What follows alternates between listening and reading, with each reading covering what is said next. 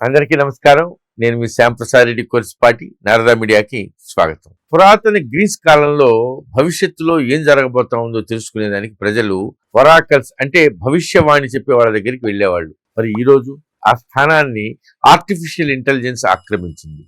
కేవలం మన ఉద్యోగాలు మాత్రమే కాకుండా మన ఆలోచనల్ని, మన సమాజాన్ని, చివరికి మన భవిష్యత్తును ఊహించే విధానాన్ని కూడా పూర్తిగా మార్చేస్తా ఉందా?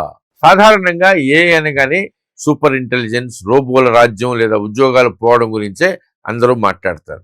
కానీ మనకు తెలియకుండానే ఏఐ మన రోజువారీ జీవితాన్ని ఎలా నియంత్రిస్తూ ఉందో ఎవరు సరిగ్గా గమనించడంలా.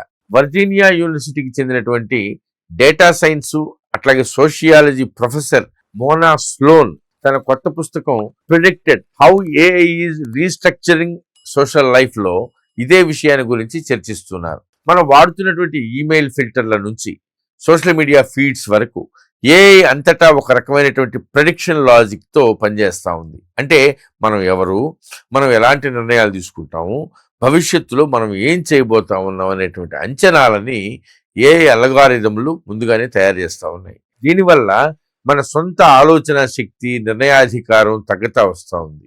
మోనా స్లోన్ దశాబ్ద కాలం పాటు చేసినటువంటి పరిశోధనల ప్రకారం ఏఐ అనేది కేవలం కంప్యూటర్ కోడింగ్ లేదా టెక్నాలజీ మాత్రమే కాదు, అదొక సామాజిక రాజకీయ శక్తి.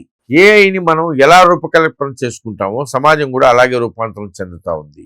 కాబట్టి ఏఐ నిర్ణయించేటువంటి భవిష్యత్తును గుడ్డిగా నమ్మడం ప్రమాదకరమైనటువంటి విషయం.